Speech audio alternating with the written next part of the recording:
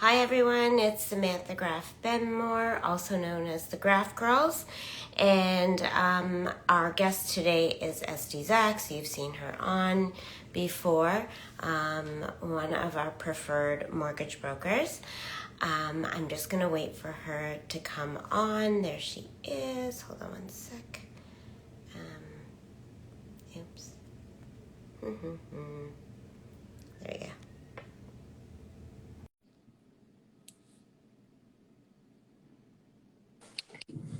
Hello. Hello, my friend. How are Hi. you? Good. How is your? Oh, look, we match. Gold in my background and gold in yours. I got kicked into the second bedroom. Oh, big business. Den, Great. den, whatever we call it. Officially second bedroom for our purposes, den. Um, yeah. Anyways, yeah, how are you?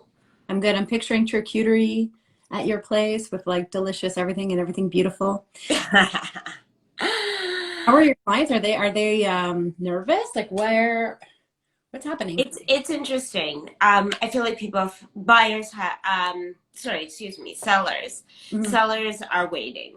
Hmm. Also, what I'm seeing a trend in, which I think is going to be very interesting, how this plays out, and it actually ties into our topic here. When we talk about trends and cycles, basically, when we get into the details, as we were discussing, that we wanted to talk about the comparison between a 5-year trend and year-over-year trends. So rates and pricing and everything. Mhm. Um, and what I'm curious about is what's going to happen with the rental market.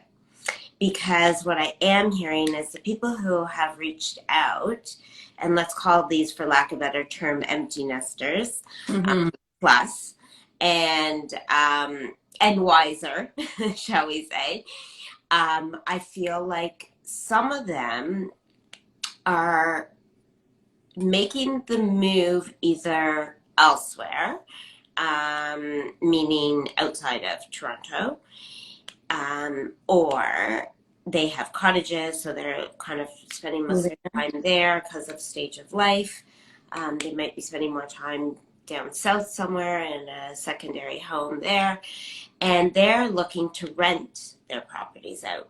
They're not going to sell now, Ah, um, because it's right. going to take some time to navigate the headspace of somebody not to kick themselves anymore and be like, I should have put it on the market in February. So we have to work with that headspace Mhm. of people who are selling their largest asset Mhm. and downsizing, basically, which is a huge part of our marketplace. But are you noticing that they're parallel moving a lot similar to before? So they sell a moderate sized home here for the equivalent price, but larger place outside Toronto? Is that still what's happening? They're not necessarily going outside of Toronto. They want to go into a condo, let's say, right, or a townhome. So it is And okay. so one of the ways to get around it is like, look, here's the deal. You, just as a buyer, Hmm. you were really nervous that you were overpaying for a property and you're in competition. Hmm. You're in a stage of life, you make a decision whether this is what you want to go ahead and do or not. So there's that, and you're high on the buy side, I uh, and you're in control as a seller. hmm But now it's a little bit of role reversal. there's It is leaning towards a buyer's market, I, but yeah.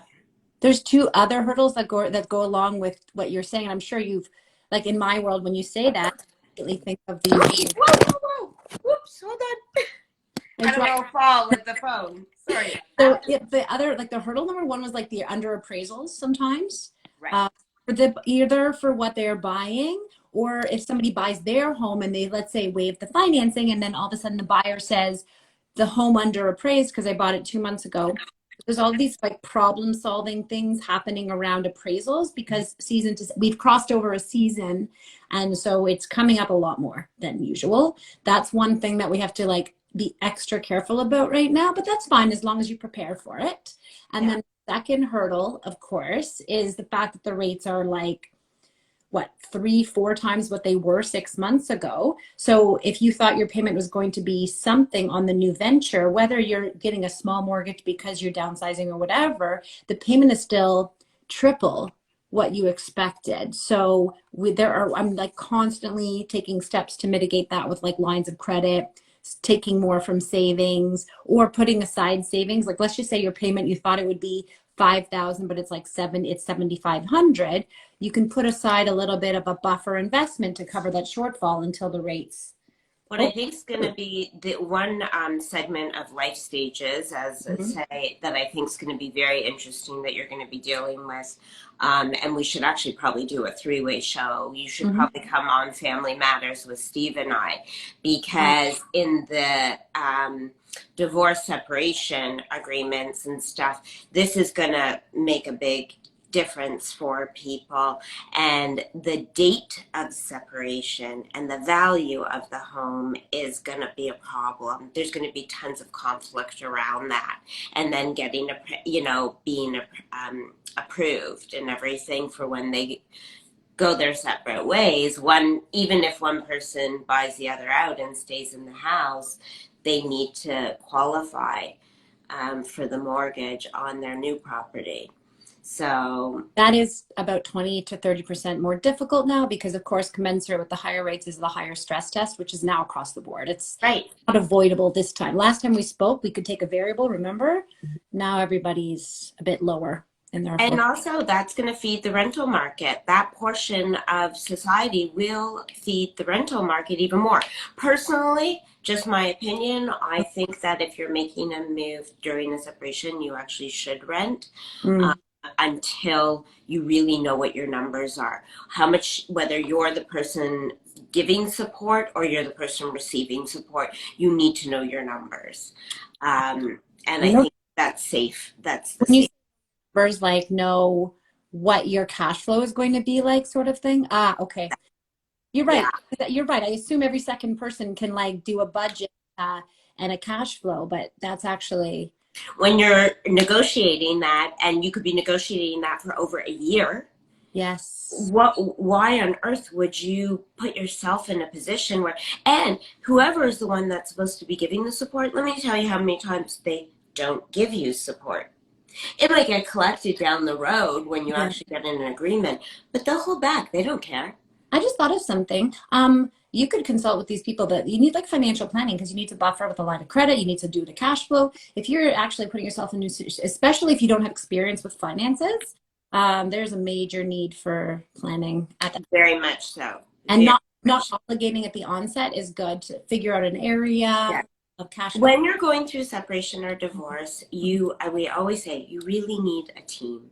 Your friends and family are of utmost importance for emotional support, but Mm-hmm. you want professional support. You want your lawyer, obviously, your financial planner, your Right. realtor, your mortgage broker, Mm-hmm. and probably a therapist, quite frankly, a divorce coach, something along those lines. I don't want anyone to take offense to her, Qualified but with whatever the politically correct term is that no one's right. offended by. Because for the emotional, you need your family and friends for sure, but Mm-hmm. honestly, you also need that third party who's removed. A lot of people end up using their lawyer for that, and their realtor, and we're not, first of all, we probably have more than enough experience in it, Mm-hmm. um, but why are you paying your lawyer fee when you could be paying a divorce coach fee? Because in most cases, they're very, very different numbers. Yes, and also You save a lot more money if you have target a divorce coach. fees. Yeah, interesting. Well, you know what? Let's talk about that on the other side, of course. Yeah. You Yeah, guys. I think it would be a great session. So we'll book a Friday for sure. But what we wanted to talk about was the difference between trigger, tell me these trigger point and trigger Right. Okay. You're right, because people actually don't even know they should differentiate, but you are Yeah. nice to bring it to people's attention because with the increasing rates comes differences. And how does that affect your contract, the rate that you have or are going to get? I posted on my LinkedIn recently a quick calculation to help people. So trigger rate is what happens when you're paying, say, a variable rate mortgage, but it's the type that where the payments don't go up if the rate goes up. Because remember, the Okay. where the payments just always change to maintain the amortization. In that case, you don't have to adjust during the term. It's always going to keep it within the metric for the amortization. Okay. But if you have like an RBC, TD, who else? BMO. Those banks have a variable rate where the payment stays nice and protected. So if the rates go up, everyone's celebrating that the payment stays the same. But if at one point they stop paying enough to cover principal, that's when a trigger rate occurs. So their interest rate is at a percent where they're not covering principal anymore. So they simply have to recalculate to bring their amortization in line and increase their payment as if they just got that mortgage at that same nice discounted rate, but to make sure their payment is covering the principal normally. So a trigger rate is a reset, and that would be a difference of between 300 to 1,200 a month on the typical Toronto mortgages.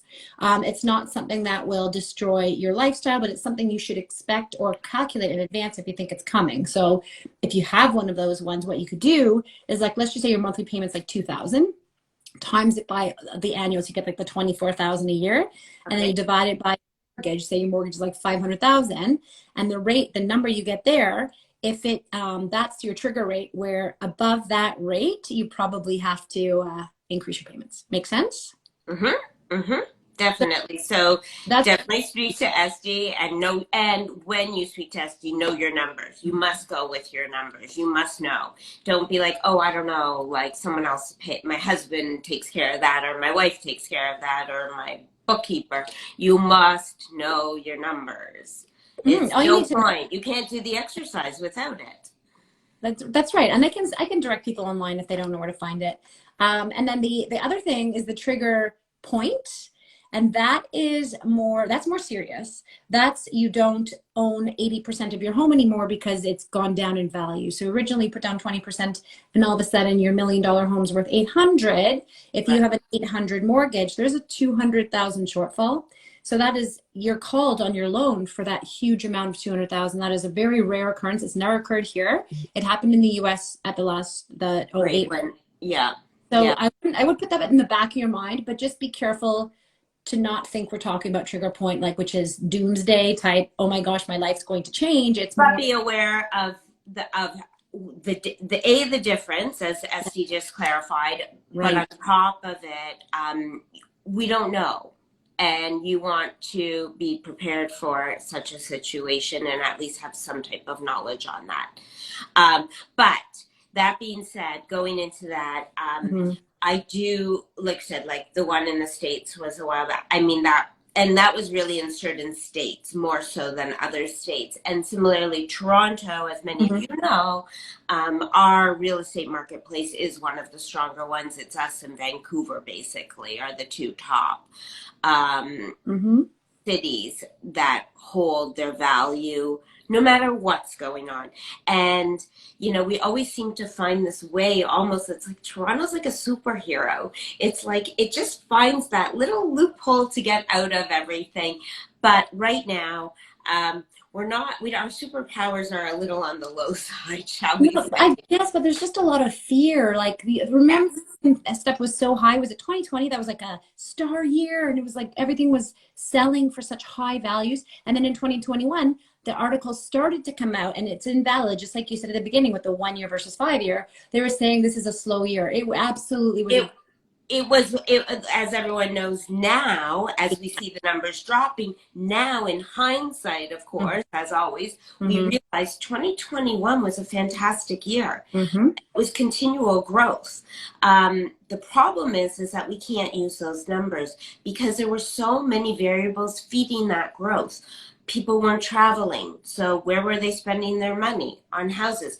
People were so fearful of the unknown that they started an urban sprawl.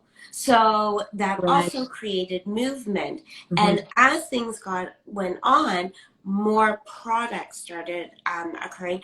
And also our government was feeding the mouths of how many people. So people were working from home, which created different dynamics and needs for a different home space.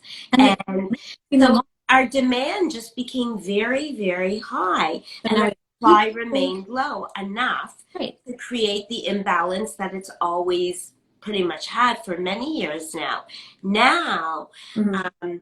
what I do wonder will happen as we do continue to see our product increase, our supply. Uh, Mhm. it's sort of like a funny balance. Some people are like, should I take advantage of prices being a little lower? And it's the people who want to make a move up that typically do it now when things are sliding. It's the people at the top who are doing the downsizing That, that want to stay put. And that breaks the cycle. And things are all cyclical, right? It's like a dominoes effect. mhm. But at the end of the day, as we all know, there's life stages that just make you move. And we touched upon one earlier, divorce and separation. Everyone Mhm. knows that. Mhm. But there's also some good stuff like, two single people owning two properties and They're choosing. getting married, right? Or Yeah. moving in together. Mhm. But what I do think I'm going to see happening in a scenario like that is they will hold on to one of the properties and rent it out. And that would be my advice personally. If you can afford to hold on to your property and get a rent that covers your expenses, even if it doesn't fully cover Yeah. your expenses. I know people get confused with this part, It's and you should speak to a financial planner mhm. about Mhm. this or a mortgage broker to Right. explain the math on this. Mhm. But the value of your property will go up if you can hold on to it for 5 years. That's our suggestion, because as we were mentioning, there's 5-year cycles or 5-year trends. Everybody's freaking out Mhm. over basically what are we? We're in July, almost Few August. months of difficulty. Yeah, not even 6-month trend, and people are freaking out. Now, in all fairness, I don't know how much longer it will go down, go that way, but the behavior of They need, buyers and sellers will dictate that. it goes up and down. That's the thing. Right. It's a It's marketplace. marketplace and it's a long-term marketplace. Don't look at year over year, look at your 5-year trend and don't make judgments on a few months trend because it actually might be a plus year when we come to 2023. There's so Right. much and you said, okay, so I'm getting annoyed with all the supply issue myth stuff in the news because they're suggesting as if we're really in trouble and they're fear mongering. They're constantly finding a way to publish articles that people will read. But the Yeah. fundamentals is what you and I discussed. You're definitely supporting the people if you're saying don't sell for a certain demographic in a certain time. That Yeah. is advice because you're not just going to sell the next property. You're telling them when because it's a Yeah. long-term strategy, and that's exactly what I admire about you. Thank I you. fully think that the inventory is going to be squeezed if the buyers don't have that upsized property because I can tell you they are still pre-approving those upsizers and when they're ready, they're ready. It's coming out of COVID. Jobs are actually more stable now that we come Yeah, to the side of it. The immigration definitely. is high. The GVA and GTA are extremely popular and strong. And if you have a secure job, it's the right time for you to purchase. And Right. so well, the variance, okay, the payments are going to be higher. We have to address that. The appraisal risk is higher. We'll address that. But if you're prepared and pre-approved and you have the best realtor and the best mortgage professional and lawyer to consult with, I think Yeah. that your confidence goes up and I think we're okay. Like I still feel busy. I think, yeah, and I think one of the interesting things to note about this summer, as we know, the last 2 years have been questionable in different ways. Not necessarily so much real estate because we actually know what's going on there, and it was just going up. So Mhm. it was continued an upward trend and growth. However, um, I find this summer to really go back to like the typical annual cycle or Uh, seasonal cycle, in yes. that people are traveling and going away and it's a little bit quieter. And that's normal. That's just normal cyclical behavior. And that's what we're talking about here, that the last 2 years were not normal Well, it's cycles, funny you're saying, right? I forgot it's actually summer. It's not spring. Yeah. Yeah. Yeah. And there's a trend to our summer real Mhm. estate market. It just hasn't been like that the last few years due to a Oh, global issue. Like this was not just a Toronto based issue, or yes. challenge. This was global. Like think about that. So it affected so many different parts of life, like, travel, food, in like every industry And no one was met. affected. Yes, and no one metric is going to determine it. So if you tell me that rents are going up and there's this supply, there is enough supply, Yeah. think about it generally that 30% of people generally rent anyway. So if you're telling me, oh, all these speculators are buying, it's affecting the market, and there's actual supply, I don't find that valid because there's always a certain people who own multiple properties to rent to those people. And I think, what is it, 17% of people will actually in Canada will never own. So, But I do wonder with the rental, mhm, um, but I think we have the answer to feed it, is yeah. that if so many people who typically would be selling now Hmm. are putting their property up for rent, Yeah. does that mean we're going to have an oversupply of product for rent? There should be. But However, we also know that we do have sort of an answer so that we do create balance. We also know that we're going to be letting in a lot of immigrants this year. mm, So the immigration is going to have people to increase our demand for mhm. that increased supply of rentals. There's a So lot. it might just balance out and be okay. Yeah. But, I mean, there's also the possibility that the rental numbers could come down a little bit if we do have too much rental supply. Understood. The Yeah. people moving in that I've noticed have jobs or have savings. And if they have one of the two, they can get their mortgage pretty soon after coming. So if you're thinking about trying Okay, good to out, know. Yeah. it'll heat the market. It should be actually like right away on the buy side. Okay, interesting. Well, we hope that we gave everybody a little bit of food for thought, some extra knowledge, education, because that's always our goal.